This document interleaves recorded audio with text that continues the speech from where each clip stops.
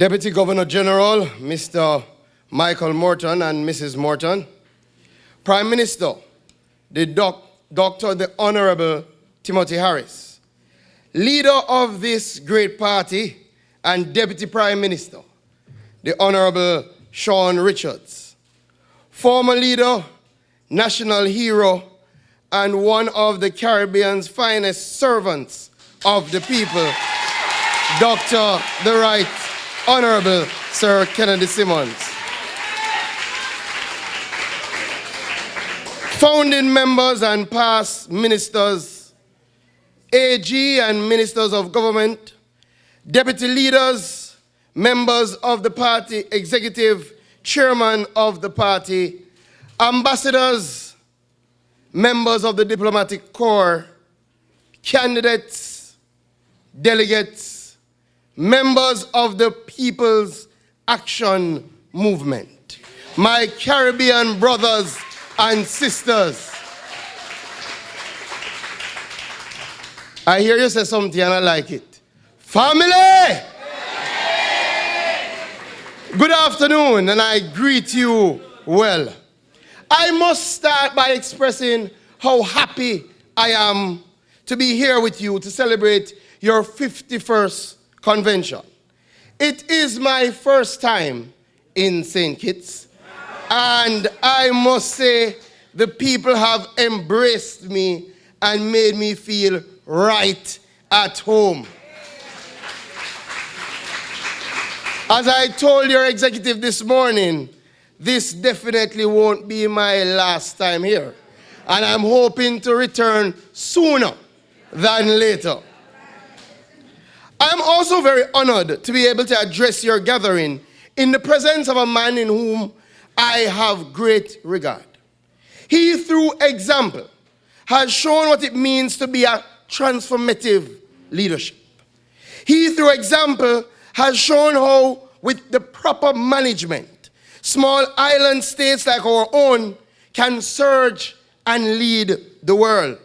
He, through foresight and vision, strategic planning and implementation, led the Federation to rise to such prominence as to have the World Bank single out St. Kitts as the #1 performer for economic growth and development in Latin America and the Caribbean during his time. Sir Simmons, I honor you for the role that you have played, not just for the Federation of St. Kitts and Nevis, but in reminding the people of the world that the Caribbean produces world leaders of the highest quality.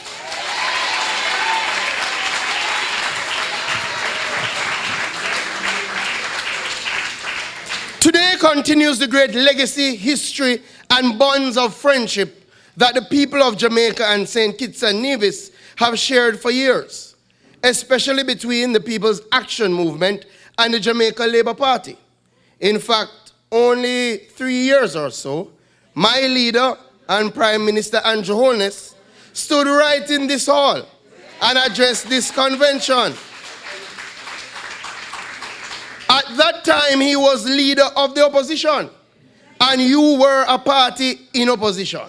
What a difference 3 years makes.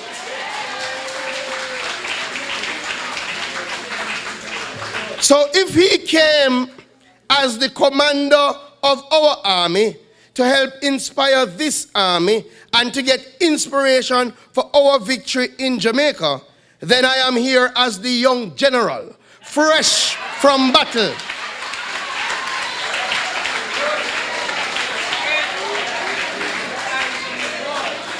Fresh from the battle to share with you our victory in Jamaica, but also to aid in the process of fortifying the base to ensure that we both can be in place for a very, very long time. Our history and our mission are the same.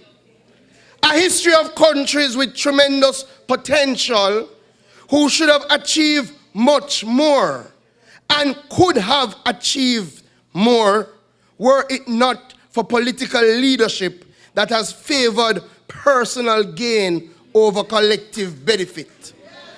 A sort of leadership that has put party over country. We both as political parties now have the ability to change this reality. To show how a country small in size but full of confidence and capacity can achieve great things through a mission of unity. A partnership for prosperity with an aim of restoring hope to the Caribbean people and providing a framework within which our countries will again flourish and offer a better quality of life for our people. This is the mission that has taken us here today. It is the mission that will guide our way forward to create better opportunities for all. Healing wounds, unifying polarized societies, rekindling hope for a future where people are truly put first is no easy task. I know right here in St. Kitts and Nevis, people are anxious for real change. People are anxious for real opportunities that they can access. I use this platform to ask for patience because I know the type of fundamental reform that is needed will take time to come. However, with that said, as a political institution who now forms the government, PAM must realize that the people voted for change and not a continuation of the same. New governments must be willing to embark on bold policies to chart a new direction. Of course, where there are areas of success, our politics must be mature enough to embrace and continue. But where we have seen failure, inefficiency, and corruption, this must be addressed. I applaud this government's bold move to remove VAT. Each country must determine, especially in their taxation policy, how they craft a path to prosperity.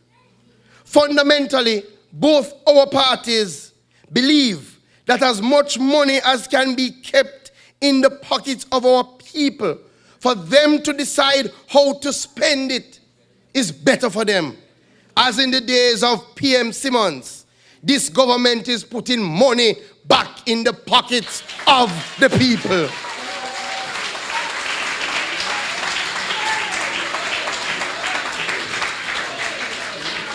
I am happy that constitutional reform and electoral reform formed a part of Team's Unity campaign for government. All over the Caribbean, a lot of our constitutions are in serious need of fundamental change. They have outlived their usefulness. And on occasion, they have been bastardized to serve the political party and not the people. I, for one, believe that we should give the real power back to the people. Term limits for prime ministers should be given real consideration. Impeachment and the right to recall failing members of parliament should be put squarely on the table.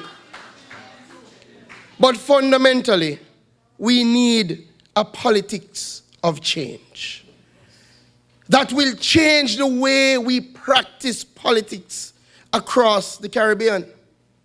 It is my view that over the years, we have replaced a politics that should focus on ideas and ideology with that of personal attacks and handouts.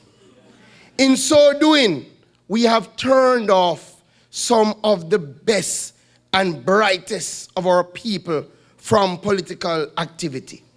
A lot of them have given up on the political process. in order for us to change, we as practitioners must lead by example. We must deliver on our commitments. We must always consider if our actions are in the best interest of the people. We must do what is right, not necessarily what is popular. As you embark on this change, and as you focus your energies on effectively governing your nation, I ask that you, Pam, clearly communicate your mission with the people. Don't hide from the people when there are difficult decisions to be made. Don't assume that everybody understands the process of change, and ensure that especially those who supported you are constantly incorporated in this change.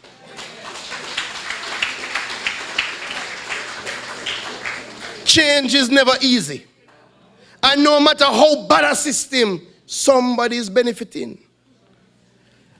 I urge you, don't abandon the trails and the roads you traveled during the campaign. It is even more important now than before. That is how I suggest we move forward, creating a new politics. A new dispensation that focuses on country over self. Only then will we create the tremendous opportunities we so desperately need.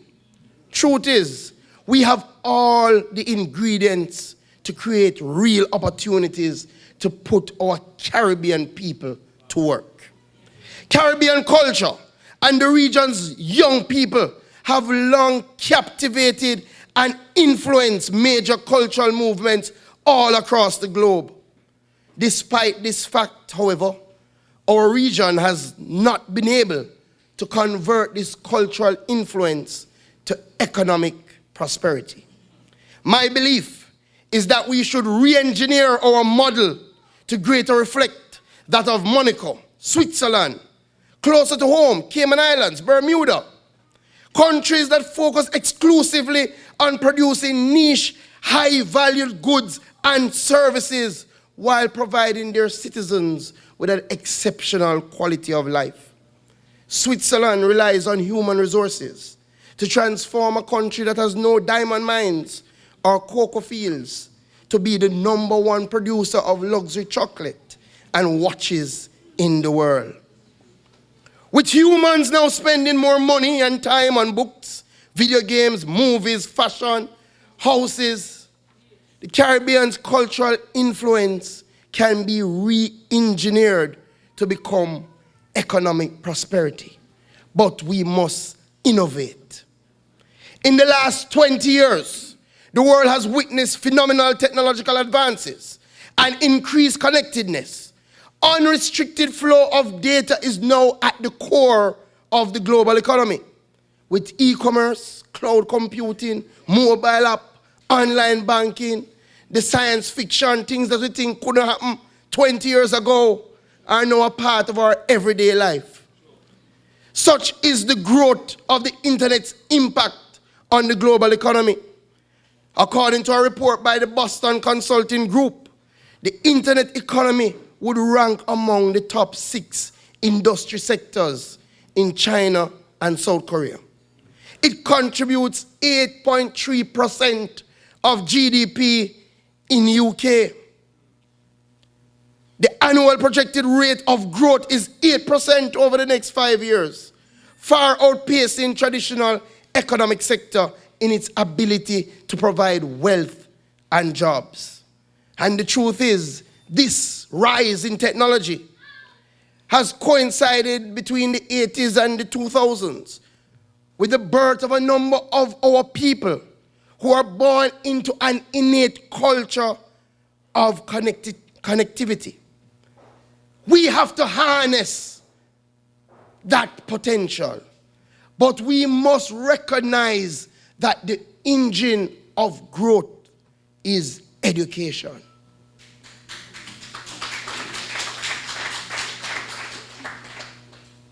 And we must be very honest and frank about our education systems across the Caribbean. Our education systems are still behind with providing a framework for this sort of innovation. Our students still operate on a conveyor belt. Our school systems in the Caribbean are modeled after the factories of the Industrial Revolution. Schools and factories are so similar to the point where you have bells at the schools which are modeled after the shift in factories. Schools operate so similar to assembly lines. The school assembly line is segmented into years. Students enter the schools and are sorted by age. Each day during the year, students receive instruction on particular subject and skill sets. Every subject is taught during a fixed time period in the day.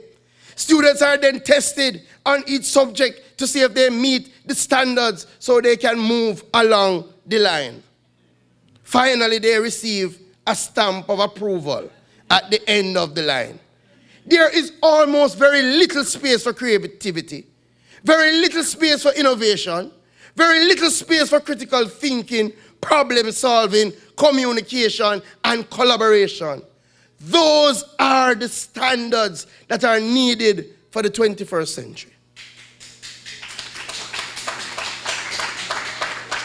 We must find ways to create an education system that is creating a workforce and an entrepreneurial class that can grow our region.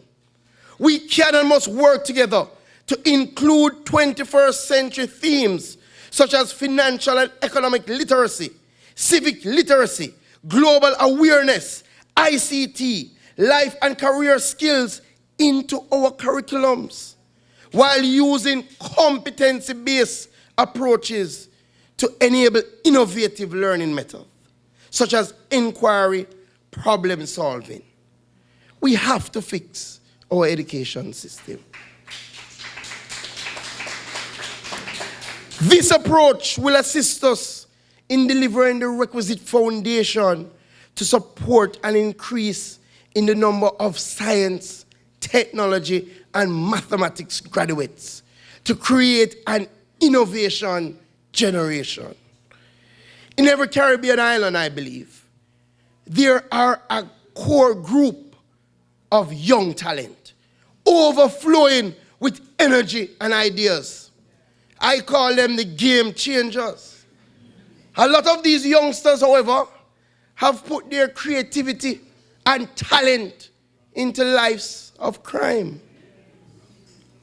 My vision is for a region where our leaders find ways to have these game changers utilizing the experience of all the members of the society and pairing that with the boldness and energy of youth to combine to dismantle the status quo. My vision is to unleash the game changers. Now is the time for the youth to take charge in shaping the future of our region. Now is the time to harness the development of this group of innovators and global thinkers. Now is the time for us to be bold, confident, and dynamic. Now is the time to lay a foundation for our region's entry into an epoch of unprecedented growth and prosperity. I believe the Caribbean is a nexus of world-class youth, driven by creative energy and talent, and has a rich culture of innovators and pioneers and trendsetters. As a government, specific programs must be implemented to engage these game changers.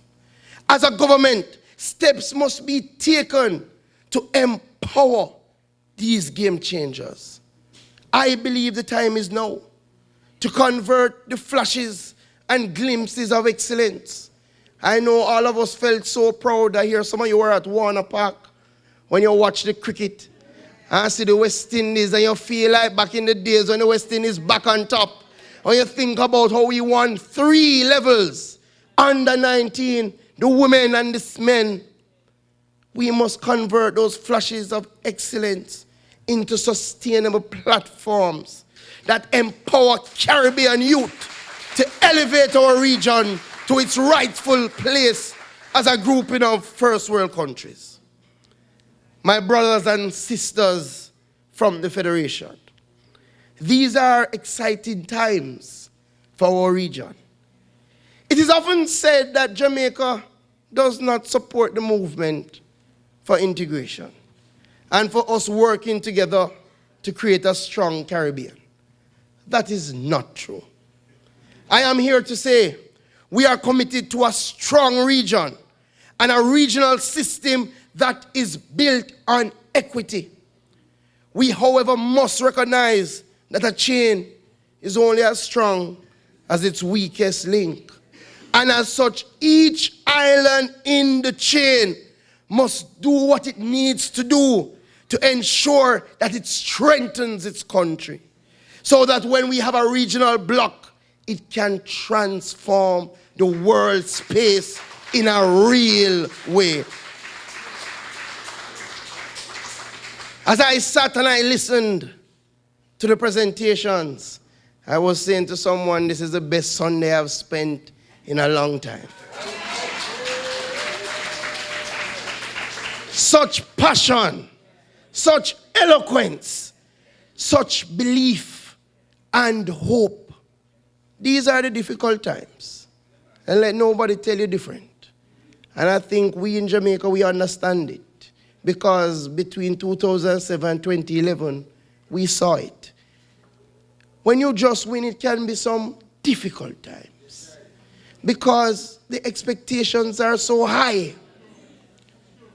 It is impossible to keep up with them. But you must communicate that to the people. As a party, you must never shut down your party machinery. Yes, you must focus on governance, but don't forget the politics. Because at the end of the day,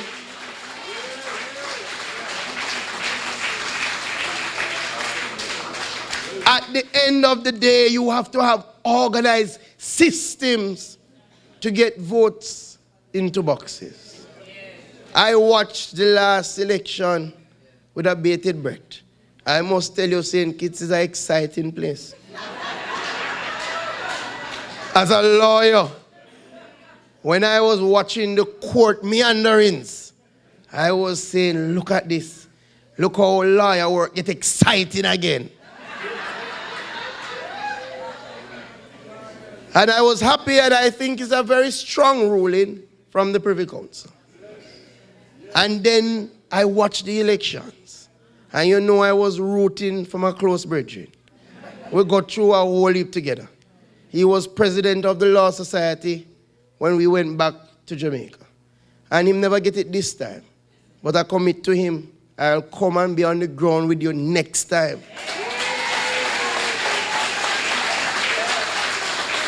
Because he deserves to be in the houses of Parliament. I just want you to hold straight. It's going to be easy for people to criticize, but you have to form a protective shield around the government, because the change won't come overnight. And you have to understand that it is better to be in government and quarrel about what you're doing than to be on the outside wishing you were in government.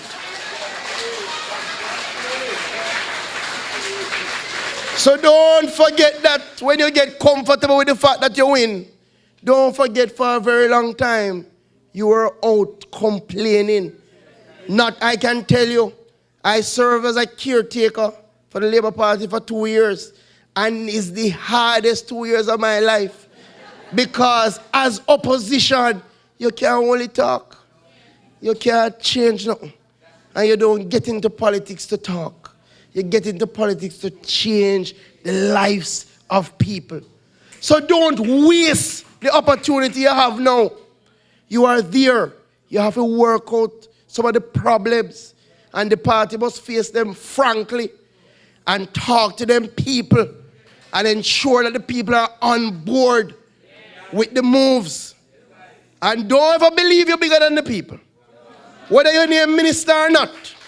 Because at the end of the day, you have to come back to the people.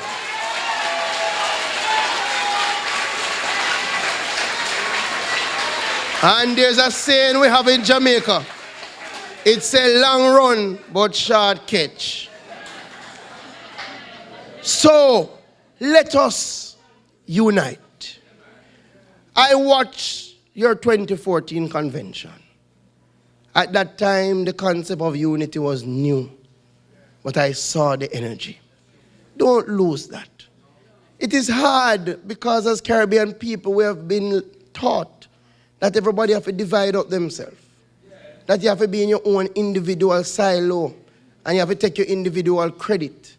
But you have shown here in St. Kitts the power of unity.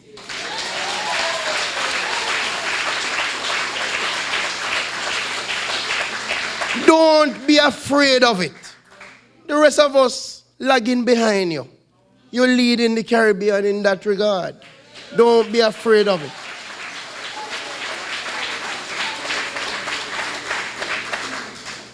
Our aim is to create a Caribbean that we all can be proud of.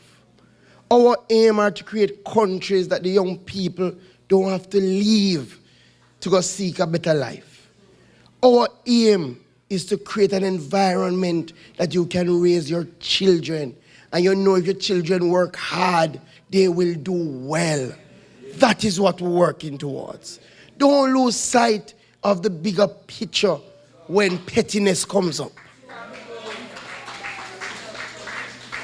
Getting prosperity won't be easy. Changing the Caribbean political culture won't be easy. But with the help of God, with the help of the Almighty, and with leaders who work honestly, creatively, we can do it. We shall do it because we must do it. I thank you, my brothers and sisters.